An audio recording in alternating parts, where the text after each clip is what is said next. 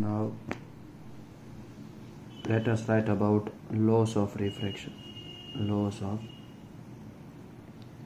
refraction. Okay, very important topic. We already studied that. Suppose this is a surface. Above the surface it might be air, it might be water. Okay, so this is a rarer medium, this is denser medium, this is a normal. So when light passes from rarer medium to denser, it bends towards the normal. Normal की ओर क्या होता है, bend होता है. And when light passes from denser medium to rarer medium, it bends away from normal. Normal से कैसा जाता है, दूर जाता है. तो यहाँ पे जो एंगल ऑफ रिफ्रैक्शन है वो इंसिडेंस से ज़्यादा है. यहाँ पे इंसिडेंस है और रिफ्रैक्शन से ज़्यादा है. ओके, तो लॉस ऑफ रिफ्रैक्शन क्या बोलते हैं? ओके, तो इसको इंसिडेंट रे बोलते हैं, इसको रिफ्रैक्टेड रे बोलते हैं, इसको इंटरफेस बोलते हैं. क्या बोलते हैं? इंटरफेस. That means boundary. उसको सिंपल से वर्ड में क्या कहते हैं? बाउंड्री. ओके, तो इंसिडेंट रे, रिफ्रैक्टेड रे, incident ray, refracted ray and normal at a point of incidence. At a point of incidence. Point of incidence कौन सा होता है? ये होता है जहाँ पे पहली बार टकराते हैं वो लोग. At a point of incidence, incident ray, refracted ray and normal at a point of incidence at the interface of two medium.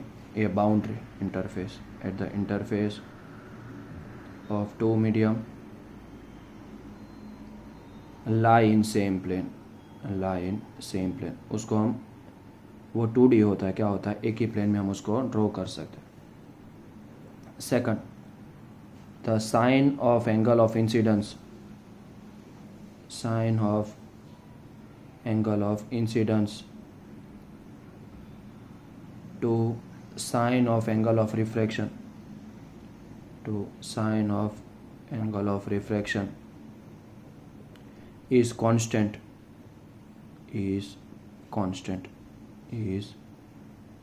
Okay, तो क्या लिखेंगे? Sine of incidence. तो इंसिडेंस क्या होगा?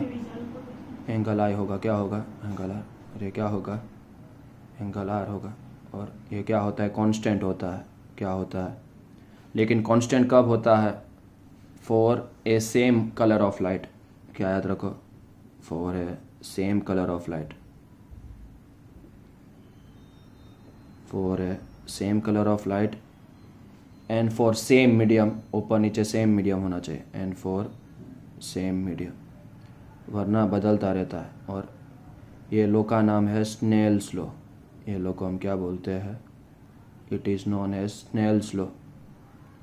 और ये जो कांस्टेंट है ना, sine I upon sine R, सही है. हमने जो ये लिखा कि sine I upon sine R, तो ये कांस्टेंट होता है. ओके, और ये कांस्टेंट का नाम है रिफ्रैक्टिव इंडेक्स.